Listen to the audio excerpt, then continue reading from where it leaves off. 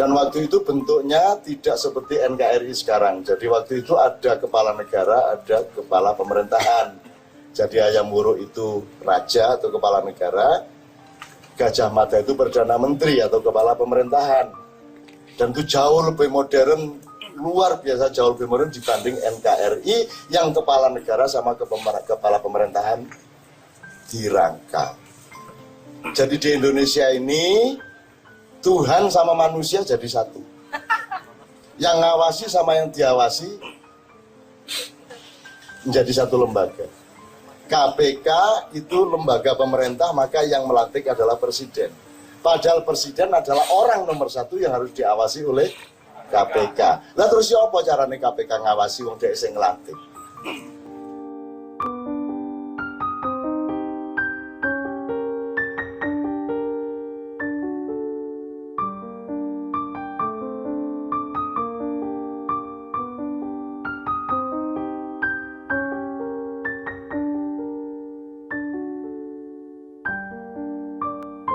Mohon maaf kepada teman-teman yang bukan orang Jawa, tolong temukan padanan dari yang akan saya sebut. Kalau di Jawa itu ada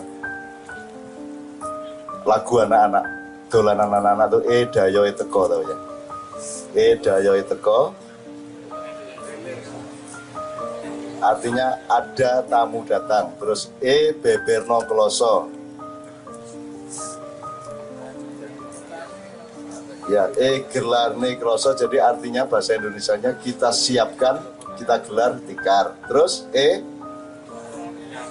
terus mulai ada problem di langkah ketiga, ternyata tikernya sobek. Ya, ada masalah nih. Terus solusinya? Nah, tiker yang sobek, tambalan jadah ditambal dengan pakai jadah. Jadah itu ketan yang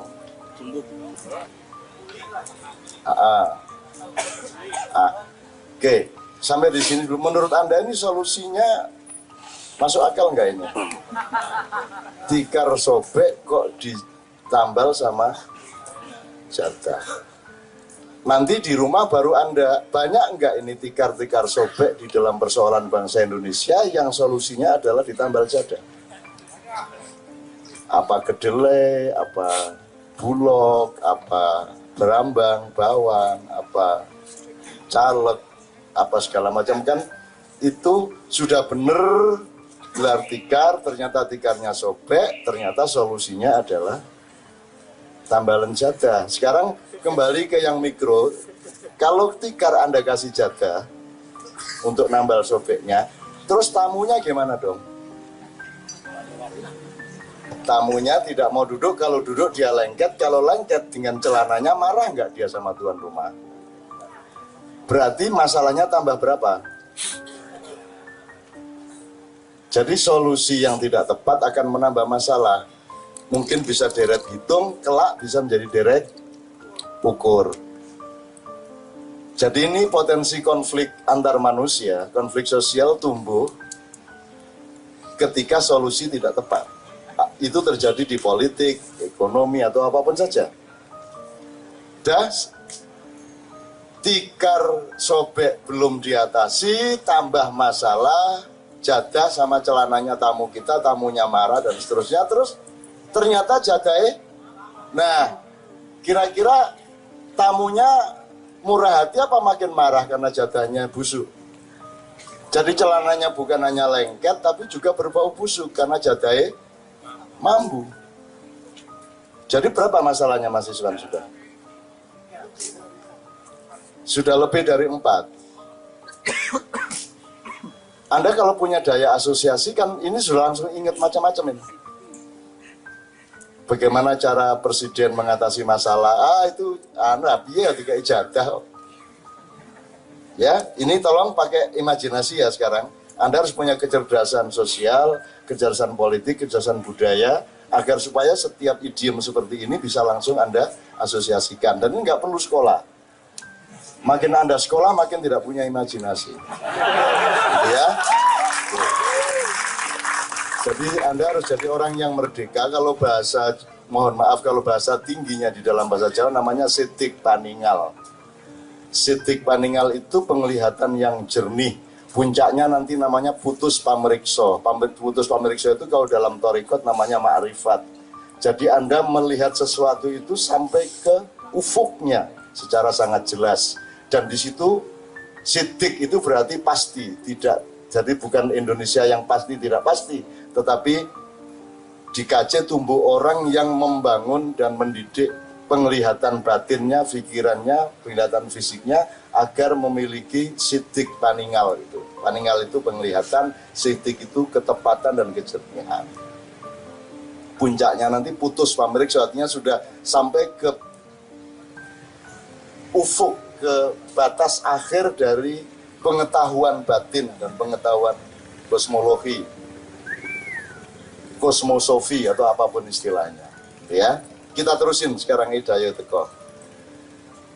Ternyata jadahnya busuk, mambu. Terus solusinya pakai no asu coba. Gimana coba ini bangsa kita ini? Sudah nggak bisa nambal tikar, nambah masalah dengan ngasih jadah, tambah masalah lagi jadahnya busuk. Bukannya dicari solusi dari 3 masalah, malah kasih ke anjing. Sekarang anjing ikut marah, tidak ada anjing di muka bumi mau makan jadah. Sudah berapa ini masalahnya jadi? Ini enggak usah ilmu tinggi-tinggi loh, ini aja belum pernah jadi penelitian dokter. Dipikir itu dipikir itu lagu anak-anak. Ini saja sudah cukup untuk dandanin Indonesia sebenarnya. Jadi jangan sampai Anda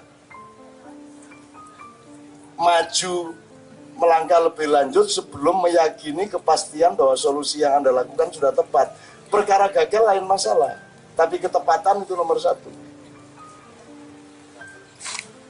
Maka kalau kembali ke tema-tema awal tadi, peringatan Allah atau Tuhan di kitab apapun dari Zabur, Injil, Taurat, sampai Al-Quran, sampai yang berita-berita yang tidak terekam dan tidak diregulasi atau distandarisasi secara tekstual, itu yang terpenting itu ada kalimat yang Quran merumuskannya begini, yang Anda semua sudah hafal, asa antukrihu syai'an wa huwa khairul lakum wa asa antuhibbu syai'an wa huwa syarrul lakum. Ini harus jadi ingatan sehari-hari Anda dalam berdagang, dalam mendidik anak, di dalam mengajar di sekolah, di dalam membaca koran, nonton TV. Anda tidak boleh tidak ingat satu kalimat dari Tuhan ini. Apa kata Tuhan? Apa yang kamu pikir itu jelek, salah sehingga kamu remehkan, jangan-jangan itu yang sebenarnya kamu butuhkan untuk keselamatan kamu. Dan apa yang kamu junjung-junjung, yang kamu sangka kebaikan, kamu sangka ini harapan dan kepahlawanan, bisa jadi itu adalah potensi bencana bagi kamu. Asa antukrihu syai'an wa huwa khairul lakum wa asa antuhibbu syai'an wa huwa syarrul lakum. Ini tolong jangan tidak diingat, karena ini penting untuk dagang segala macam. Untuk apa saja penting. Mau dagang apa kan pertimbangannya itu. Harus ada kepastian penglihatan sidik paningal tadi. Ini bisa diparalelkan ke pertimbangan-pertimbangan yang lain dalam arti gini. Kalau tadi kan apa yang baik bagimu bisa jadi buruk. Apa yang buruk bagimu bisa jadi baik. Nah sekarang kata baik dan buruk Anda ganti dengan satuan yang lain. Apa yang kamu sangka sehat ternyata tidak sehat. Apa yang kamu sangka tidak sehat ternyata sehat. Atau cari kata-kata yang lain. Apa yang kamu sangka cantik ternyata setelah dikawinin bener baunya tidak karu-karuan. Bisa juga. Apa yang kamu sangka tidak cantik ternyata lebih bau lagi kan gitu kan. Nah, itu terserah paralel Anda yang Anda ciptakan. Ini Anda harus terus-menerus punya kecerdasan imajinatif dan asosiatif. Ini untuk pelajaran standar aja. Jadi Anda tidak boleh hidup tanpa kemampuan asosiasi dan imajinasi. Jadi ada asosiasi atau imajinasi intelektual rasional, ada asosiasi dan imajinasi emotif, bukan emosional, emotif. Beda antara emotif dengan emosional. Ada imajinasi dan asosiasi spiritual. Dulu saya kira di KJ-KJ pertama sudah saya workshopkan soal ini. Jadi kalau Anda ngelihat pisang, Anda harus punya pengembaraan imajinatif dan asosiatif. Pisang terus ingat apa sampean, Mas? Setelah pisang. Apa? Imut. Monyet. Nah, itu satu wilayah dan jenis imajinasi dan asosiasi. Tergantung. Jadi setelah ini kan Anda ingat monyet. Setelah monyet ingat, kalau ketemu monyet setelah itu ingat apa? Harus terus, Mas. Harus terus. Anda bisa ingat kebun. Anda bisa ingat lingkungan hidup, hubungan antara tanah, tanaman, air, dan sebagainya. Anda bisa ingat petani pisang. Anda bisa ingat polisi Departemen Pertanian terhadap petani pisang. Anda bisa ingat nabi-nabi semua makan pisang, nggak ada nabi yang tidak makan pisang. Jadi dari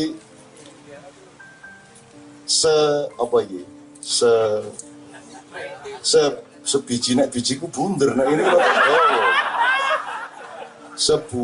dari sebuah pisang ini kan Anda bisa sampai ke apa saja, sampai ke Allah, sampai ke jagat raya yang sebelah manapun, betul nggak?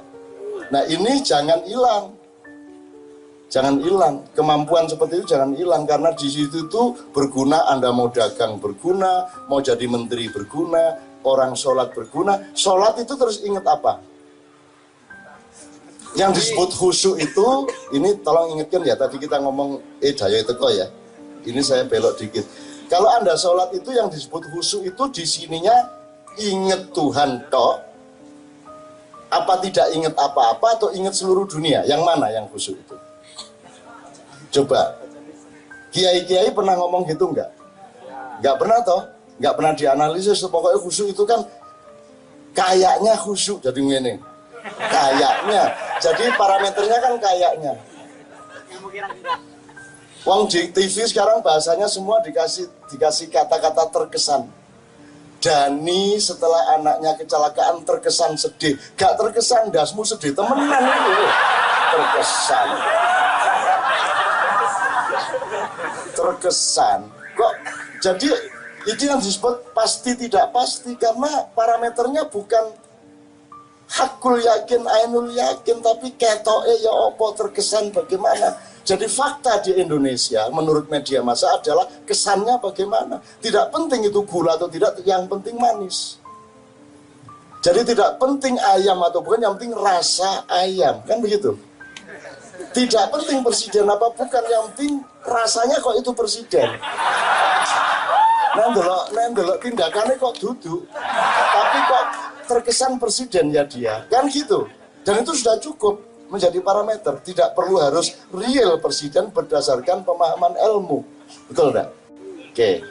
Nah, jadi kata terkesan, kayaknya, sepertinya, apalagi lainnya kalau bahasa Indonesia sering kali ada di media.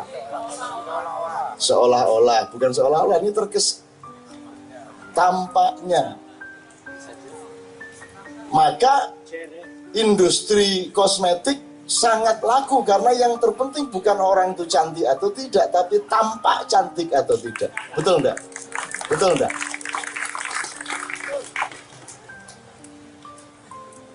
Dan industri kosmetik itu jauh melebihi industri-industri real, betul enggak? Lu wis jelas dihapusi loh. Iku bibire iku panun arek iki. Terus mari ngono dikai ngene-ngene dadi gak ketok panune, jelas dihapusi lho, wong lanang seneng. Itu contoh aja itu ya.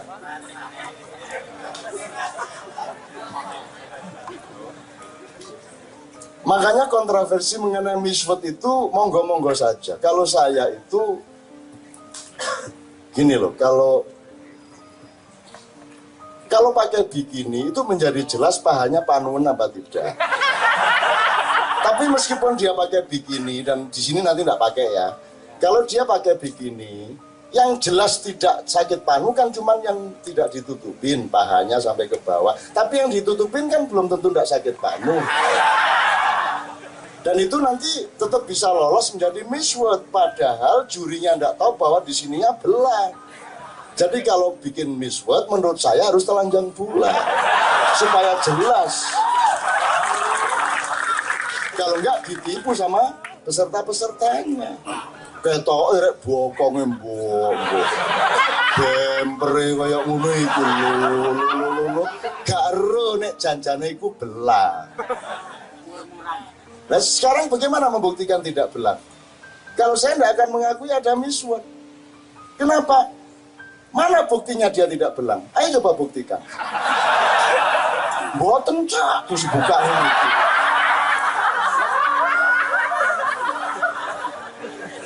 Jadi it's not a deal at all. Itu laibun walahun, masalah kecil. Loh ya apa sih? Gitu dipersoalkan. Wong kehancuran moral yang luar biasa saja diizinkan dan dilegalisir. Mek soal urusan ini nek aku ini monggo. Miss World pemilihannya harus transparan. Apa nek ditutup-tutupi itu gak cocok itu. Kecuali ada kaca yang bisa nembus untuk menyelidiki ada panu apa tidak, itu masalahnya. Lo bagaimana Miss World panuun ini gak bisa. Gak boleh Miss World kok panuun ya toh. Nah sekarang ku apa meneh gudalen walah Miss World gudalen. Bounder ireng ini. Waduh. Siapa yang menjamin?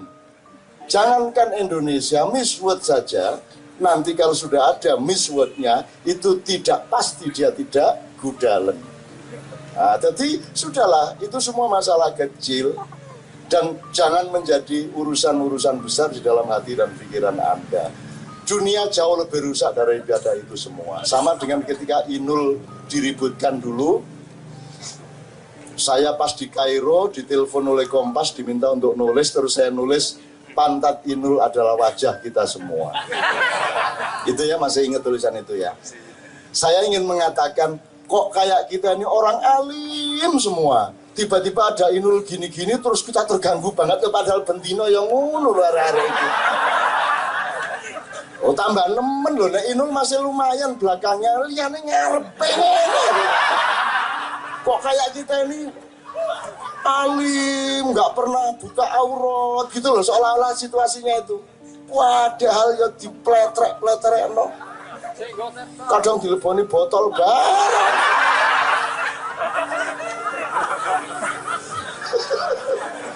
Itu loh teman-teman sekalian ya. Jadi kadang-kadang itu kita itu kehilangan koordinat ya.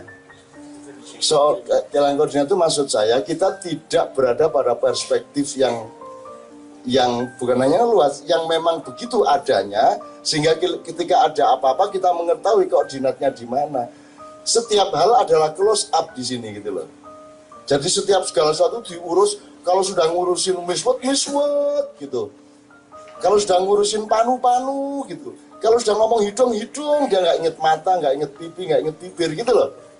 Nah di Ma'iyah, di KC, Anda adalah orang yang bisa satu kali pandangan ada 1000 penglihatan. Gitu loh. Ada satu pandangan, Anda mendapatkan 1000 penglihatan. Jadi ibarat pendekar, ketika kamu disuruh konsentrasi melihat satu titik, Anda melihat satu titik, begitu ada pukulan dari samping, Anda tetap bisa mengelak, Anda bisa menangkis.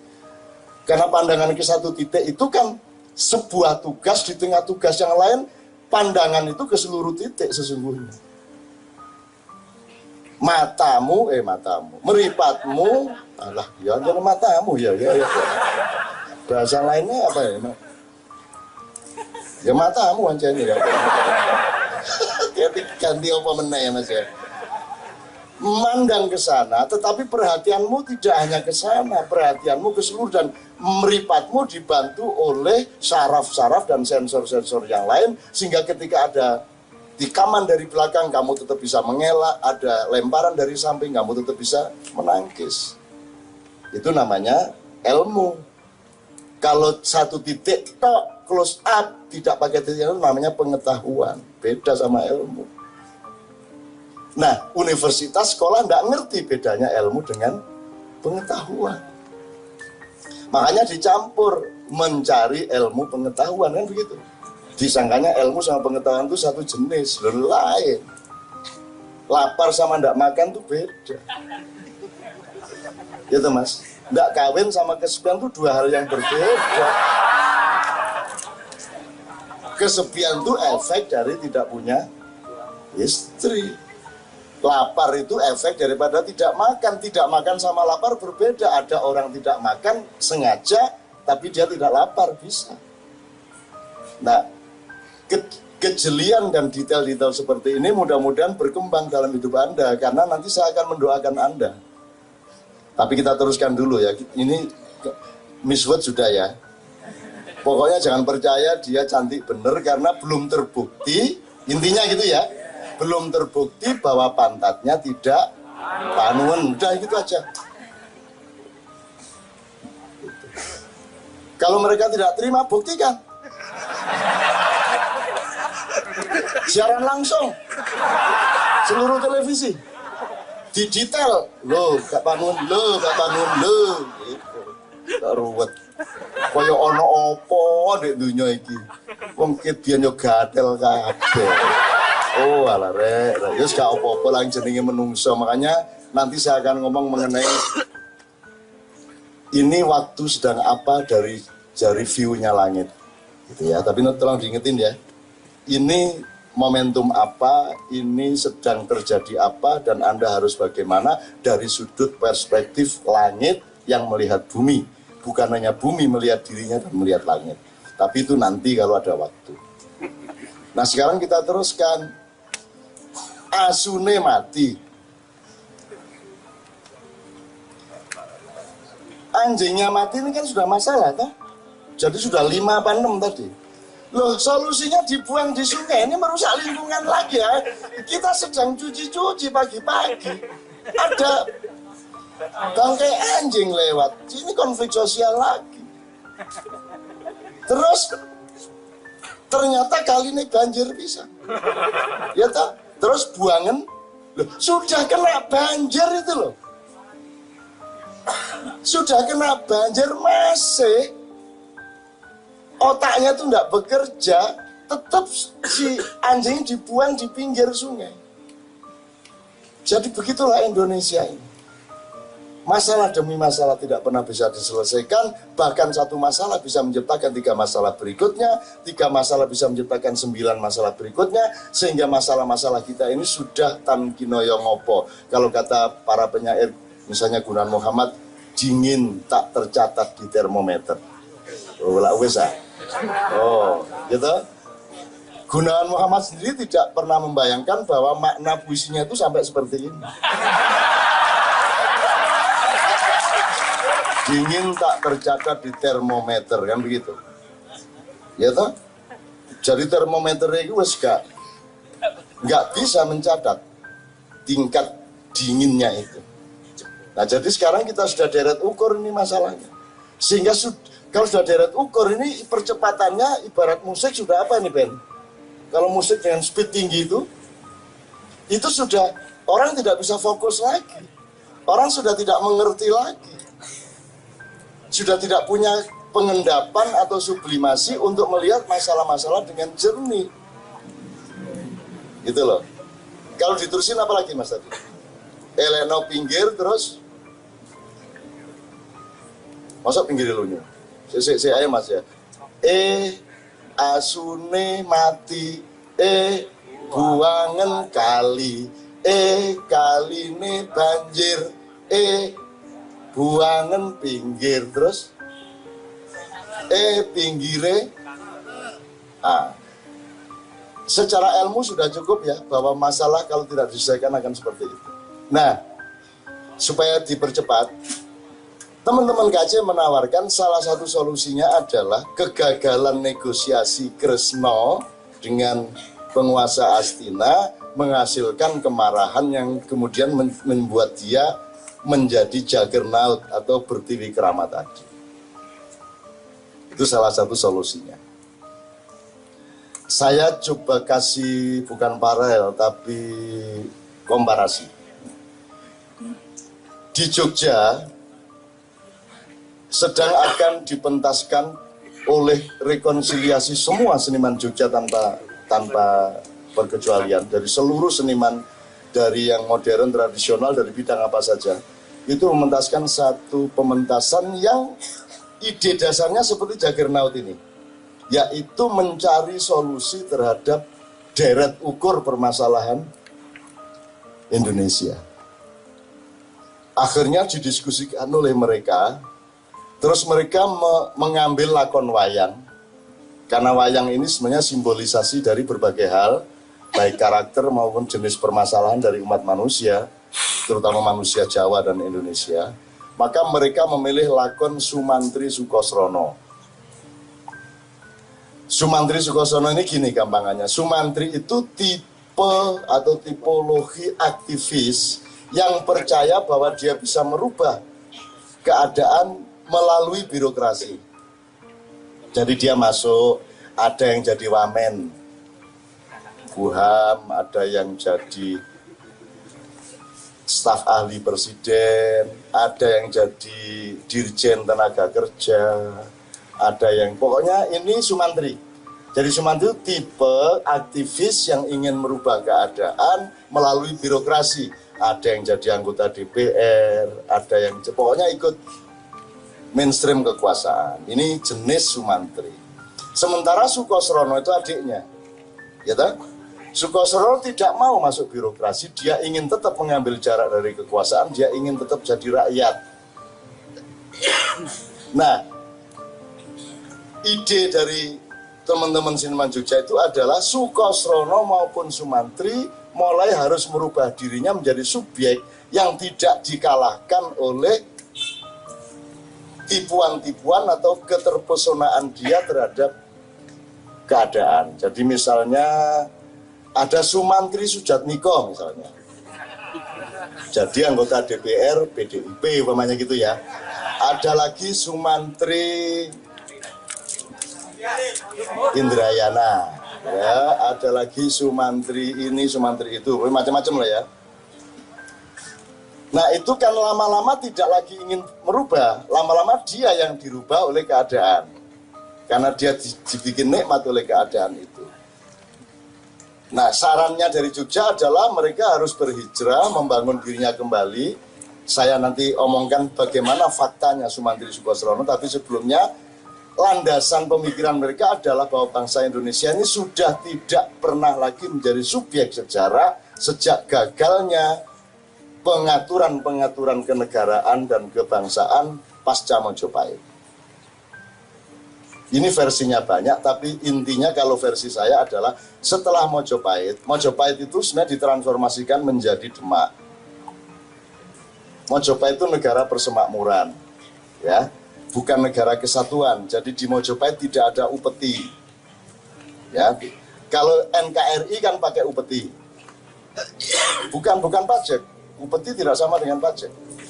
Upeti itu persembahan khusus dari daerah yang ditaklukkan kepada yang menaklukkan.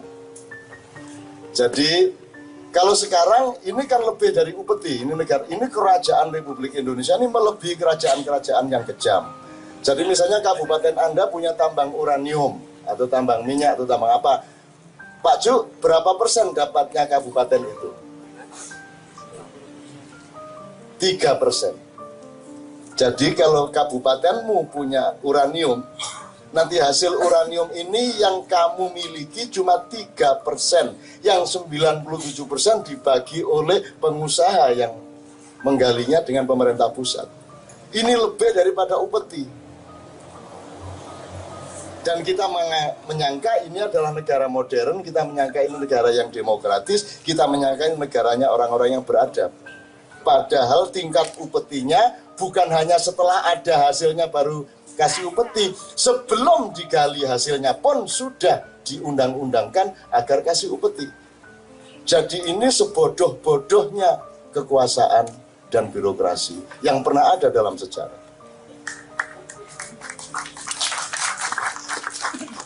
Ditepuk tangani karena disyukuri atau karena diprihatini, monggo. Tapi bener kan Pak Cuk gitu ya, paling pol 3,5%. Itu pun setelah dimiliki oleh daerahnya untuk siapa 3,5%? Untuk rakyatnya atau birokrasinya? Saya tanya Pak Cuk, APBD di sebuah kota madya atau kabupaten itu yang untuk rakyat berapa persen? Maksimum 30%. Yang 70% untuk membayari pegawai-pegawai, bupati dan seterusnya. Masuk akal enggak? Rakyat yang segitu banyak dikasih 30%, yang 70% untuk bupati dan para pengurusnya. Dan kita mengaku ini adalah negara modern yang beradab. Negara demokrasi yang tidak akan kita rubah demokrasinya. Faktanya seperti itu. Tapi saya nggak akan memperpanjang ini. Nggak usah kamu buka bikini kamu, aku sudah tahu bahwa di pantatmu ada kurang. Kalau saya kembalikan ke idiom Miswet tadi. Tadi ki Miswet manggil karo aku naik berumur. Ya masih buktikan. Di depan saya. Ayo buka. Tak teropong.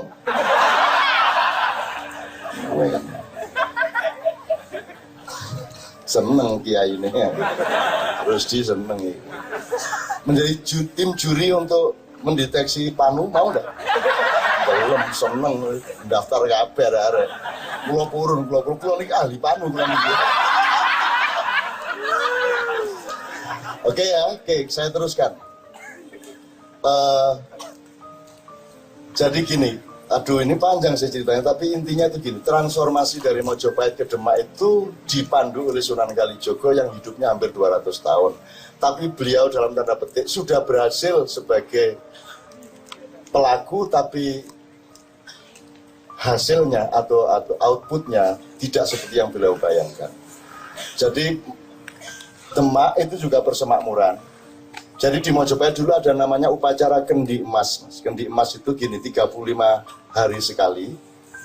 Itu raja-raja dari mana-mana yang tergabung di dalam persemakmuran Mojopahit itu datang ke Trowulan.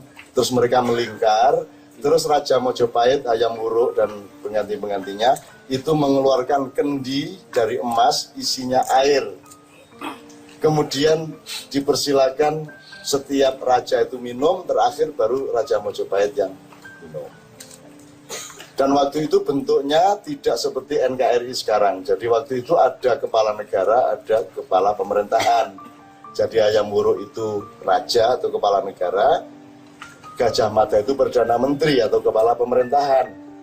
Dan itu jauh lebih modern, luar biasa jauh lebih modern dibanding NKRI yang kepala negara sama kepala pemerintahan dirangkap. Jadi di Indonesia ini Tuhan sama manusia jadi satu.